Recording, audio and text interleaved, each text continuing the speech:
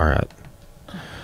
Okay, so we're doing a special little video clip spot on gun control politics. So I kind of was talking to you yesterday, and this just hit yesterday that got on my radar about, we'll lead out with, and you have some bigger picture insight here, but about gun control politics, particularly about policies featuring firearms, have been passed down through Google and YouTube. They've written some particular policies, which Facebook as well.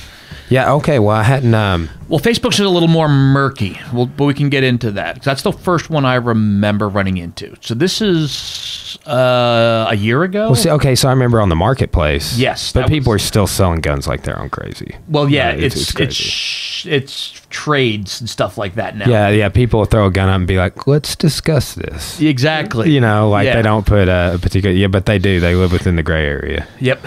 Well, part of that I tried to find. I didn't get to do enough homework. There was a case, I want to say Chicago, Illinois, gun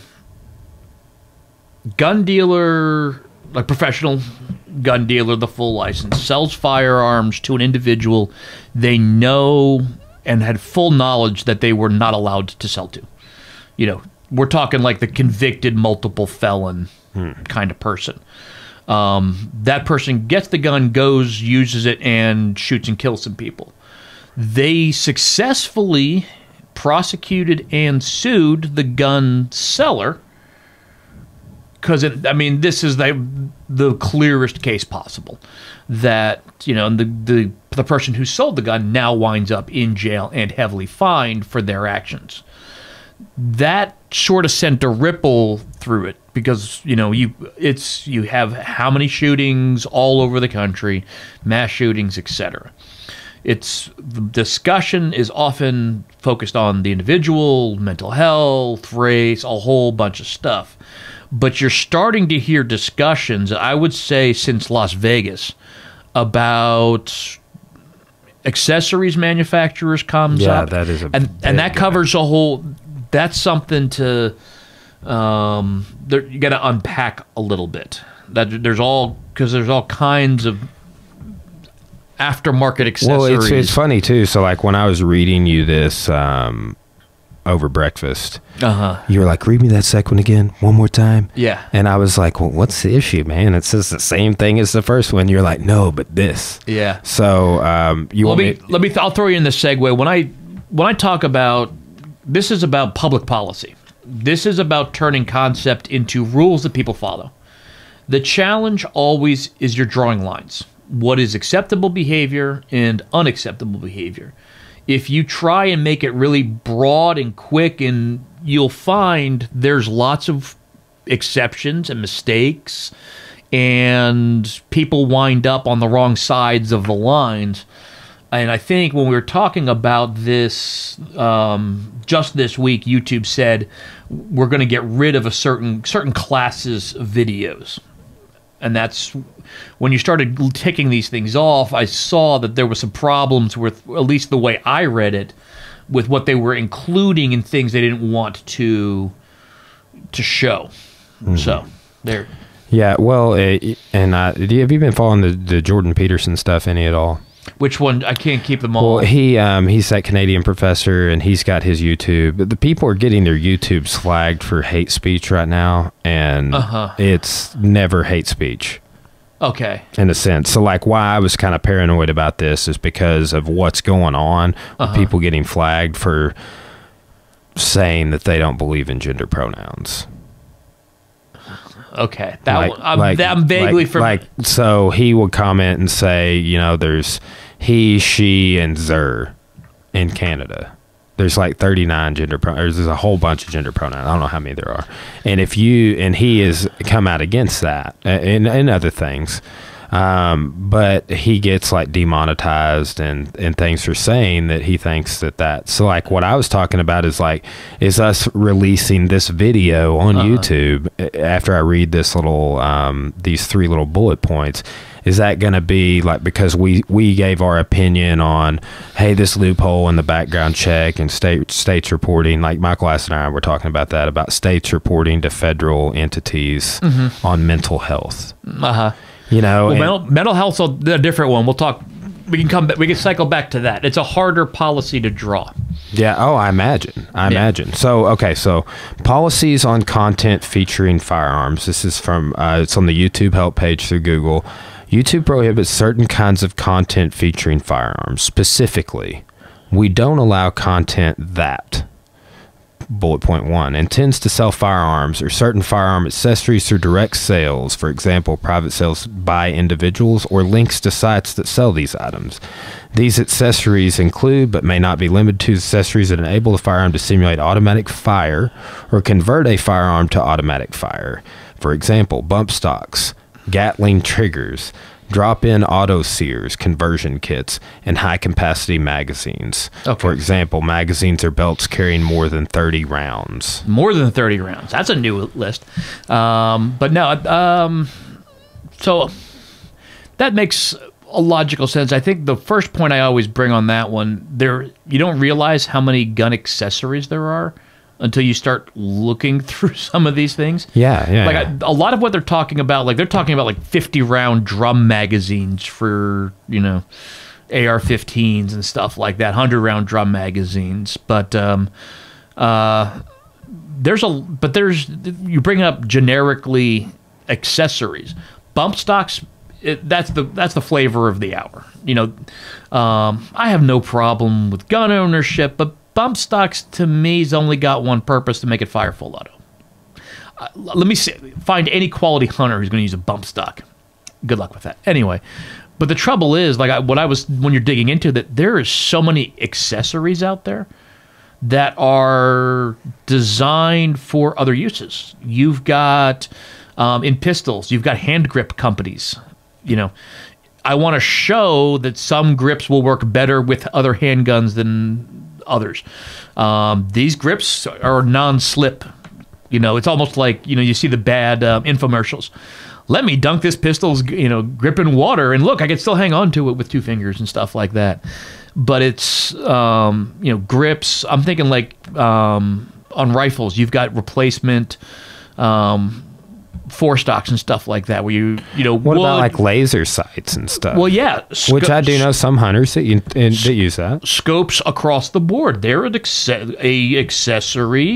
Scopes, laser sights, all that is an accessory, and that's all in this category. Now, bump stocks, you know, draw the line. Yeah. You know, probably good to get those, especially after Las Vegas. But like you said, your optics companies, that's a very well. And I mean, just when we were sitting over breakfast, the number of pages that have already been shut down that are like tactical pages that probably just have backlinks to manufacturers and stuff are already getting shut down. And it's does Bushnell have its own channel? Yeah. That's the kind of, you know, they make optics, they make binoculars, they make scopes. So it could impact their binocular business. They're saying generic. Yeah, exactly. They're saying generically this whole category is off limits. And I think it's the key is I would really, really want them to have. I don't know what the hell a Gatling trigger is. Sounds awesome. I'm now fascinated. I think Gatling barrels. I haven't seen many 6-barreled rifles lately, but that to me sounds in a qualitatively different universe. We need one that's like that's got to be, it better have the crank on it, man. That's all I'm saying. This is kind of like a Gatling gun. But but it's putting all of that into one big category, and it shouldn't seem. I mean, this would be a great question for Dring and McMillan. I'm trying to have. I just had McMillan on, and I was thinking, I'm like, well, shit. I hope they don't pull that because he's concealed carry instructor, and we talked a lot about and then last year he came on, we did too, and I'm like, hope these don't get, hope my page doesn't get flagged, or that once my page gets monetized, that those podcasts aren't demonetized, or that they don't pull those videos off altogether. Yeah, no, what it sounds like, that those to me sound like commercial advertising.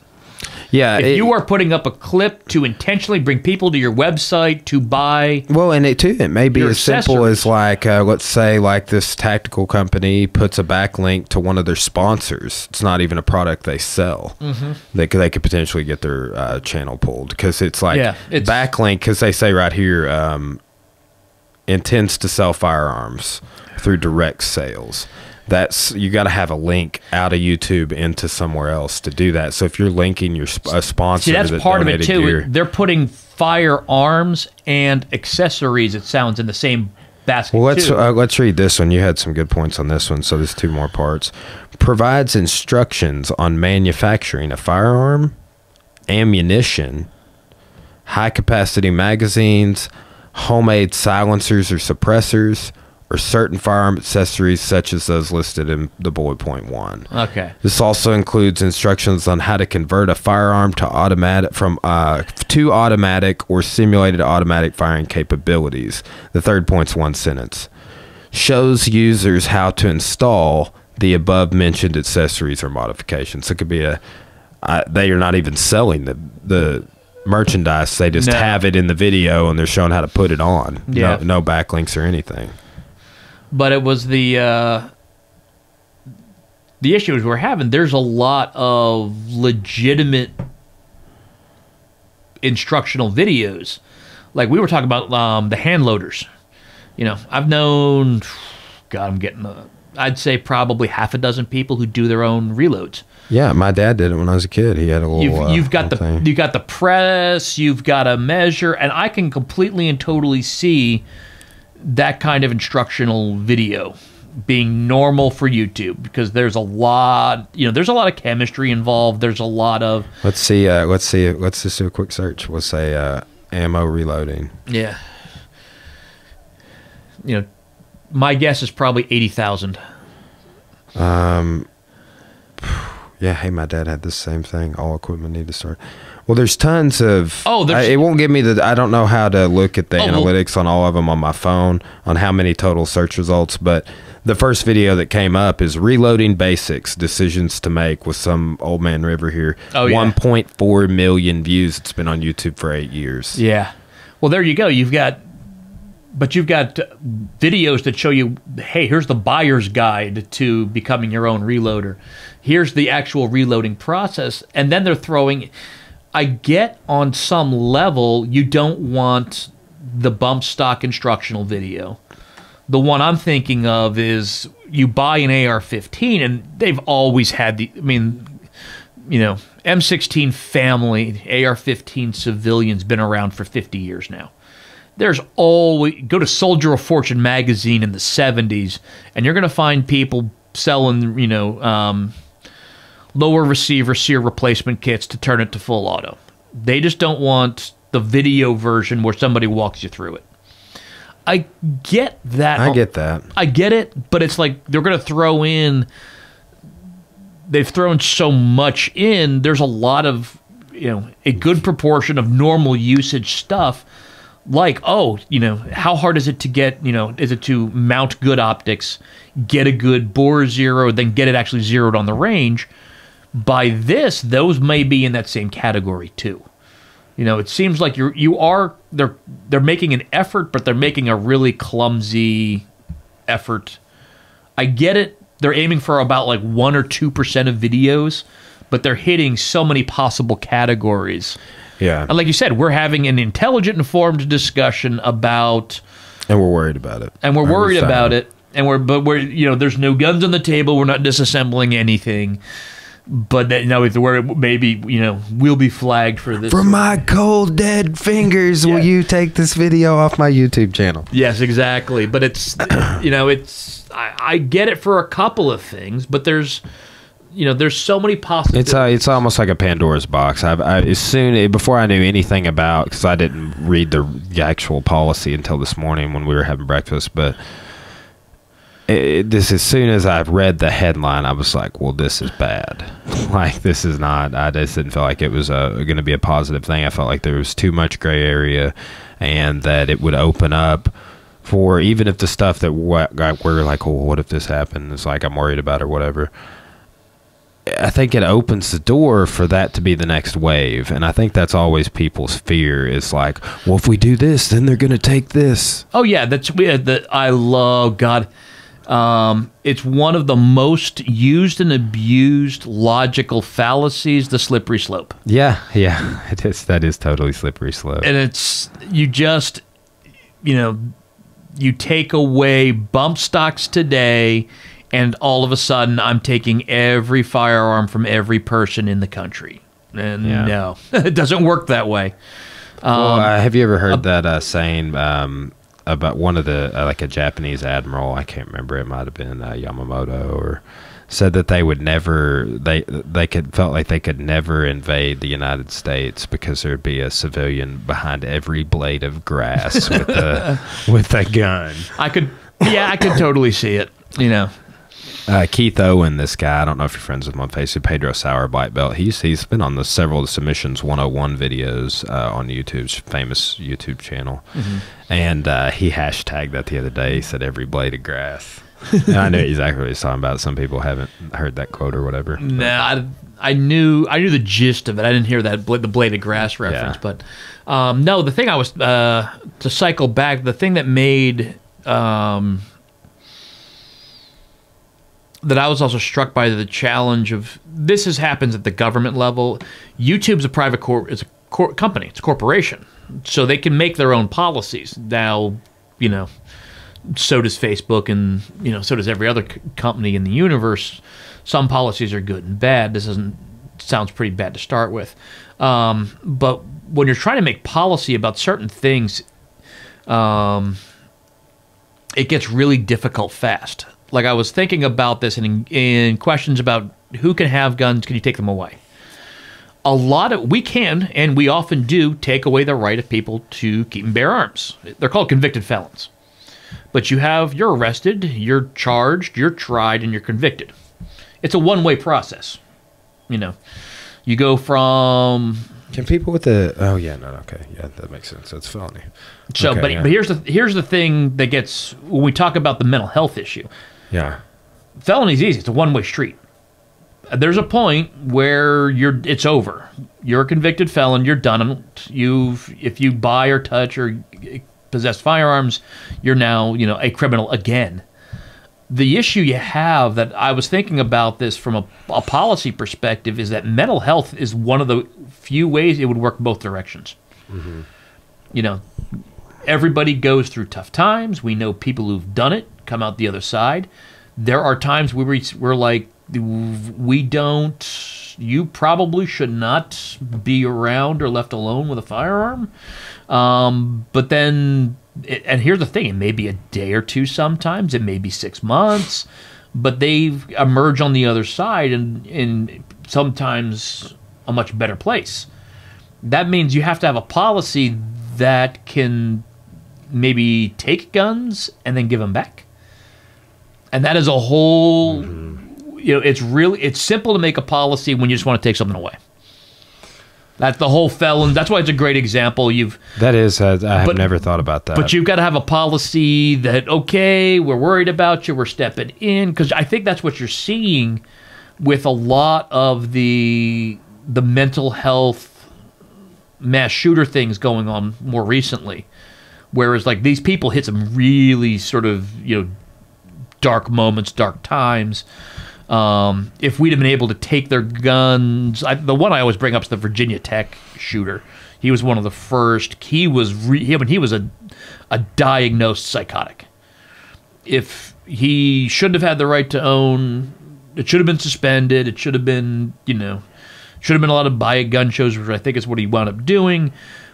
But what if, okay, so if you take them and he gets better, it might be a year down the road or 5 years down the road, then you have to give the right back. And from a policy perspective, as you have to be able to write this stuff down and have people understand it. How do you explain something that you can both give and take away that fluidly? That is so much more difficult. What kind of pops into my mind is like, and I don't know any rights or liberties that people get, but like, let's say you go to court on I don't know.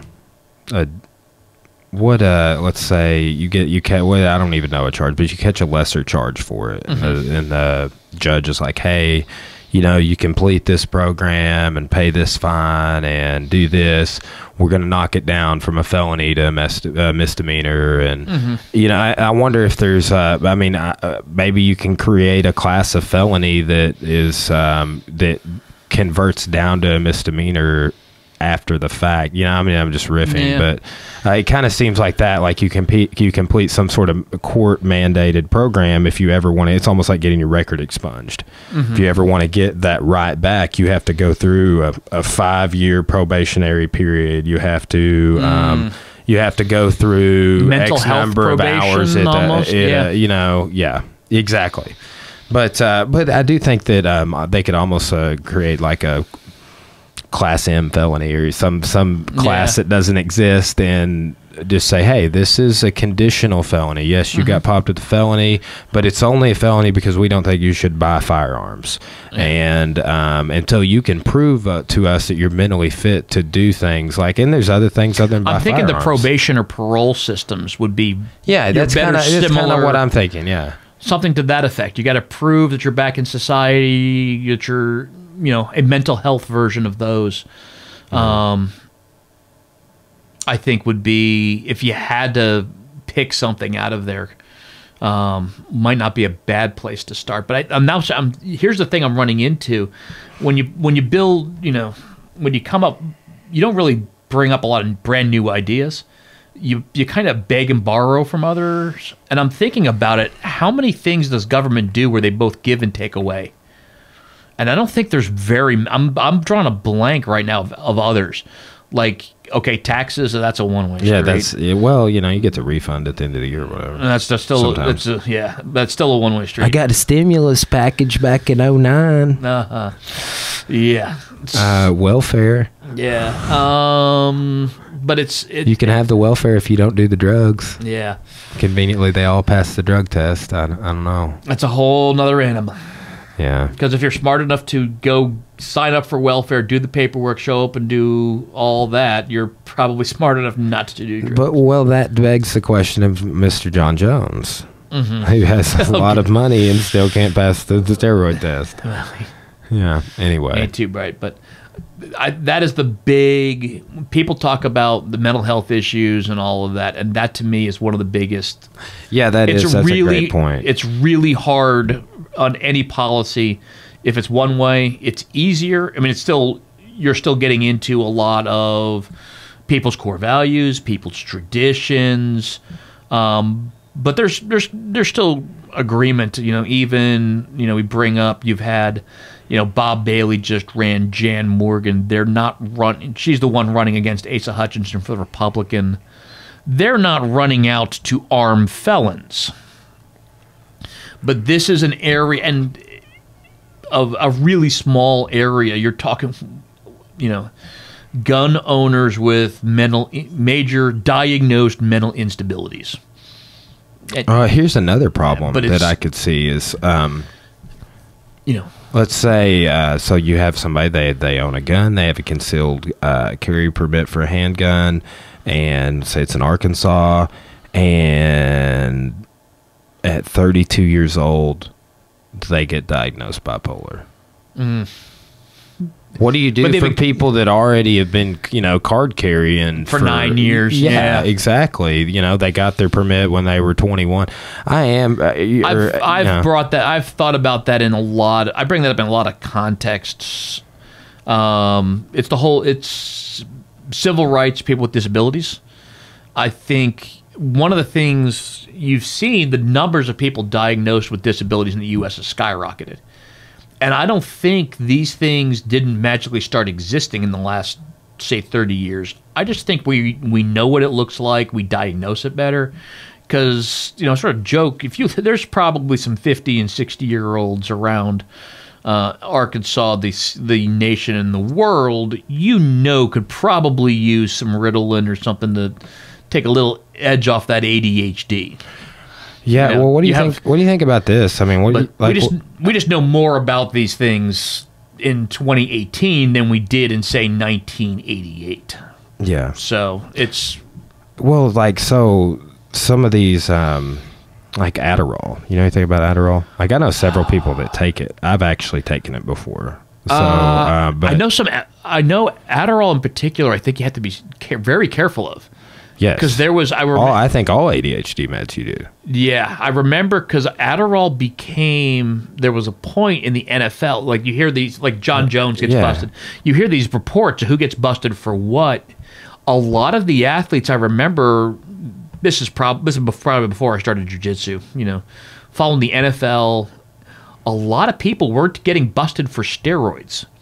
They were getting busted for either masking agents or corrective agents. Mm-hmm. John Jones been busted for masking. Yeah, essentially an estrogen blocker. Yeah, that's exactly. I remember Manny Ramirez was a baseball player. Yeah. All of a sudden he pees hot for it was Clomid.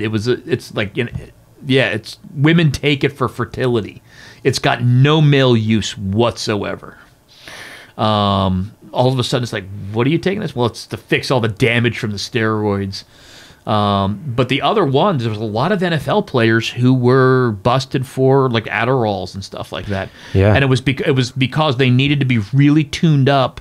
So I feel like what people tell me they get from shooting testosterone, doing injections or replacement therapy, whether it's oil or whatever, like the creams. I know they have several ways of doing it, but that it helps, like, with honestly, like, either you're so focused and in the zone you like don't get injured, or people are doing tests like you just, like, when you're on Adderall and tests, you just love the way you feel while you're engaging in combat or rolling or throwing the kettlebell around. You're just super in the zone. That's the way it was.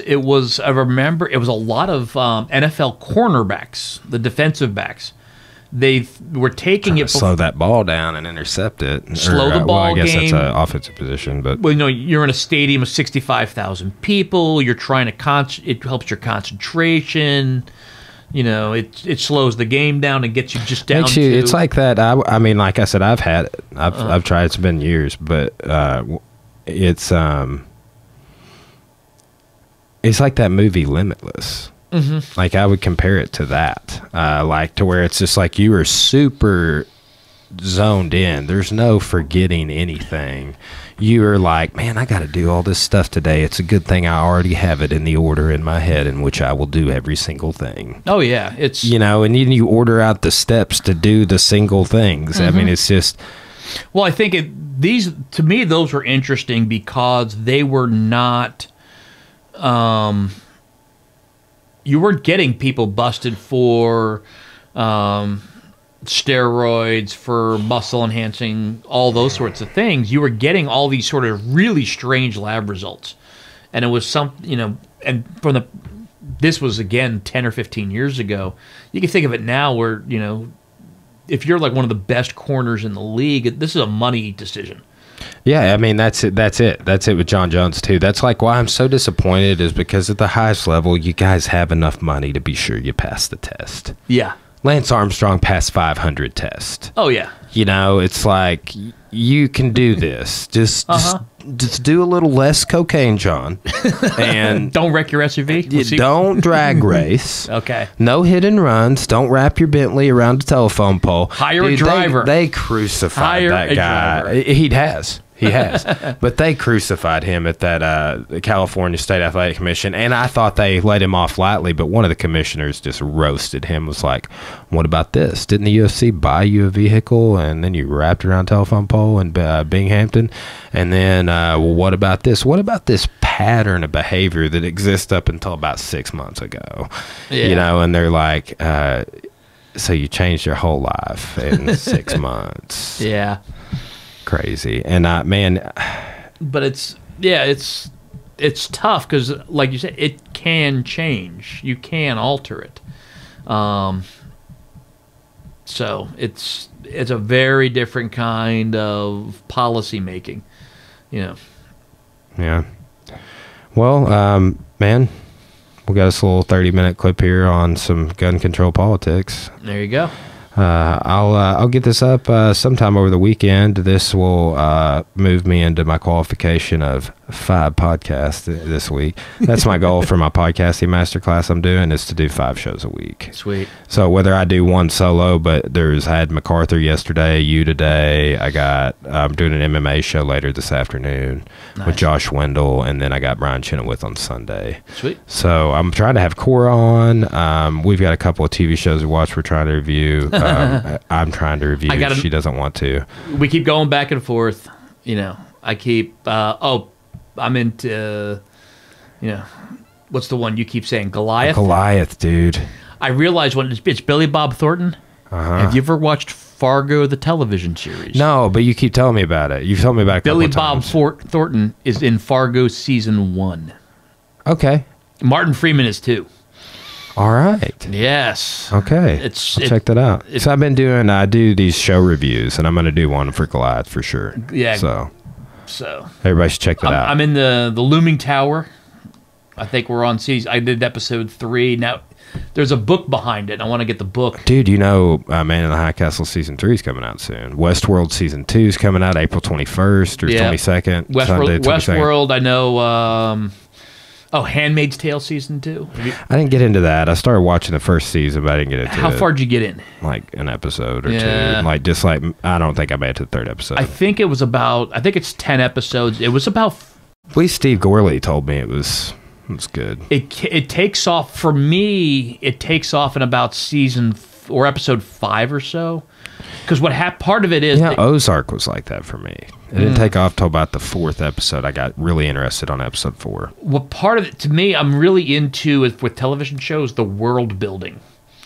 Yeah. And the first 3 episodes of Handmaid's Tale was very, very much focused on the central character.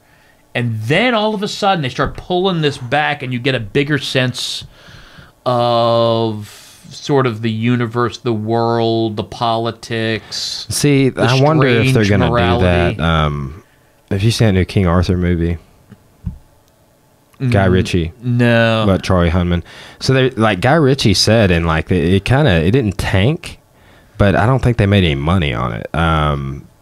But he was saying originally he was going to make 6 different King Arthur movies. Huh. And the original clip, they cut tons of time out of the movie, but it was still 3 hours long. I feel like. Oh man, maybe 2.5. No, I heard the same thing happened with. But there's so many characters. Batman versus Superman had the same problem. Yeah. Apparently, I saw me and a couple friends went to see the theatrical release, 2.5 hours long. And there's some plot jumps and plot skips. Apparently, they do have a director's cut, which is 3 hours and 5 minutes long, which is is a tighter movie. There's no plot jumps, but it's I like superhero movies, but I'm not sure I like 3 hours of superhero movies. Yeah, I couldn't get into that movie. Yeah. I need to rewatch it, but I tried to watch it. I just jumped right to... Justice League was decent. I hadn't seen it. I'm not a DC guy. I've got a crew of a couple professors we go. I think Tuesday night we'll probably call around and go see the Pacific Rim 2. Nice. But they're bigger into the comic book. I'm an amateur. I watch the movies. I don't buy comics. I never have. But we'll go through and watch, check that stuff out. It was good. It was fun. Hey, Khal Drogo is Aquaman. Yeah. That's all you got to go, and he does. Jason Momoa, is that his name? Yeah. I tried to watch that Frontier show on Netflix. I couldn't really get into it. It's about mountain men, 1850s. He in that one too? Yeah. I can see with the hair and the beard. Yeah. So, but yep. Yeah. Well, right on, man. Well, thanks again. We'll definitely have you back on next time the political world falls apart or there's an election or something. We're taping this on a Friday. We should have done this 7 p.m. Friday night, because it's always the joke is people get fired Friday afternoons. Yeah. So it's I'll joke with you when I see you at Open Mat tonight. If anybody gets fired, we know we should have taped it later in the evening. There you go. All right. Right on, man. See you soon. See you.